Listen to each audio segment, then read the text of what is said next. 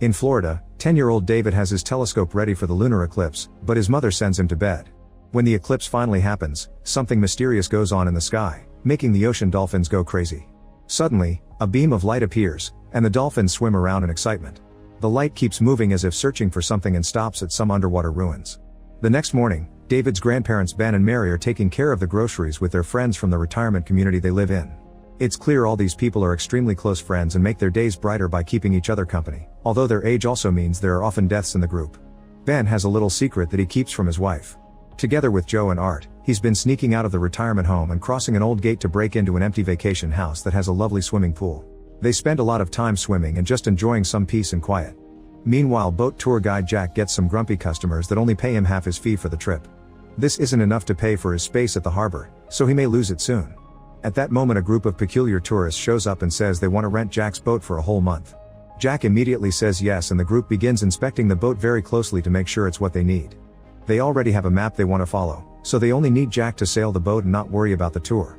In the afternoon, David comes to visit his grandparents and Ben decides to show him the swimming pool. However, when they're about to reach the house, they notice Jack's new clients renting the vacation house for the whole month. They claim to be cousins on a family vacation and they don't care if the house is in a bad state. Their priority is a working swimming pool, although they don't want a pool man coming over. Ben's group has no choice but to go back. Later, Ben goes to renew his driving license, but he fails the eye exam, so now he can't drive anymore. While putting the car away, David admits that he likes spending time with Ben and the other elderly more than people his age. When the cousins finally get on the boat, they show Jack an underwater configuration map that is heat sensitive. Jack has heard of these maps before and manages to follow this one correctly to find the spot the group wants to visit. The cousins put on their own scuba gear and dive in. On the ocean floor, they use the advanced tools they've brought to retrieve some huge cocoons from the old ruins while the dolphins watch them closely. The cocoons are taken to the boat and the cousins put them in protective bags while Jack is amazed by the dolphins getting so close to people.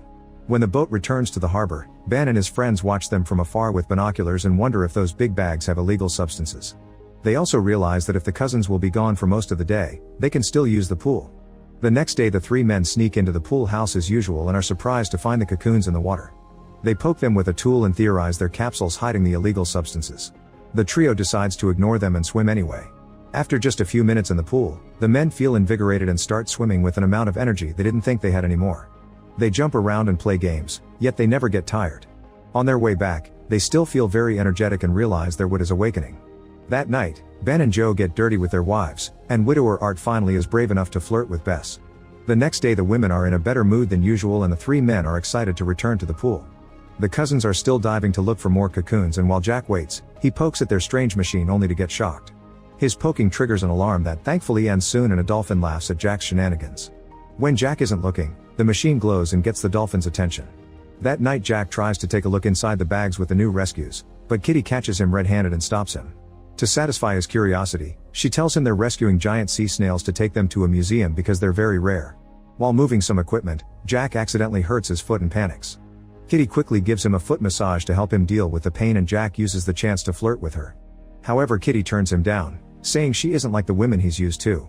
After she goes to her room, Jack decides to spy on her and watches her take off her clothes.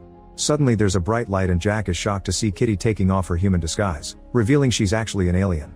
At that moment, Kitty notices him and Jack panics, trying to run away. Kitty and the others immediately surround him, so he keeps them away with his welder.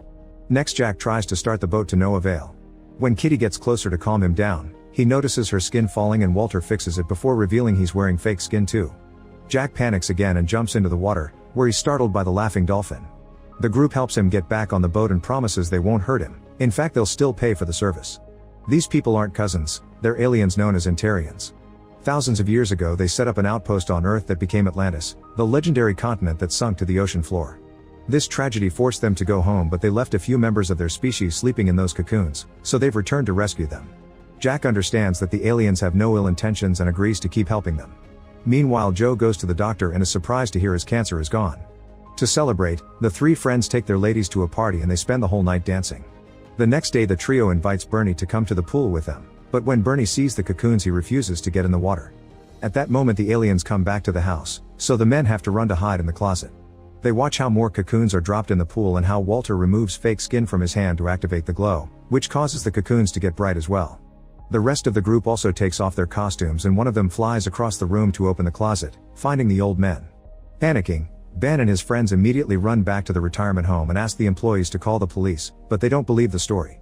Joe's wife Alma yells at them until they call the authorities, but when a cop arrives at the vacation house, Walter blames it all on the senile minds of old people and promises he won't press charges as long as the men don't break in again.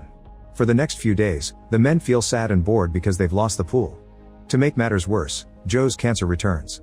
Ben visits Walter and explains the situation, swearing that they only want to swim and won't touch the cocoons. Touched by Ben's determination to save his friend, Walter gives them permission to use the pool. That afternoon the men invite their wives to come to the pool too.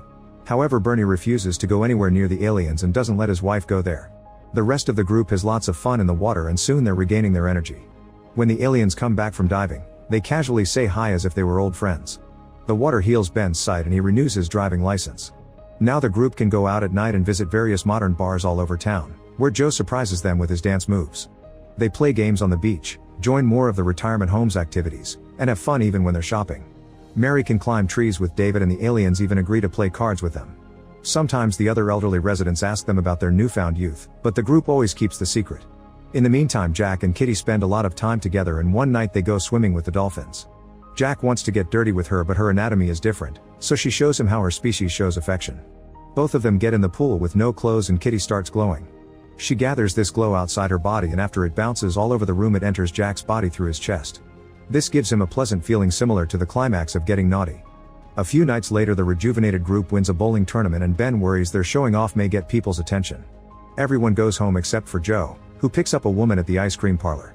It's revealed they've been having an affair and Alma finally catches on. When Joe returns to the retirement home, he sees Alma leaving and tries to convince her to stay. Alma refuses to listen to him and after a short argument, she moves to Best Place.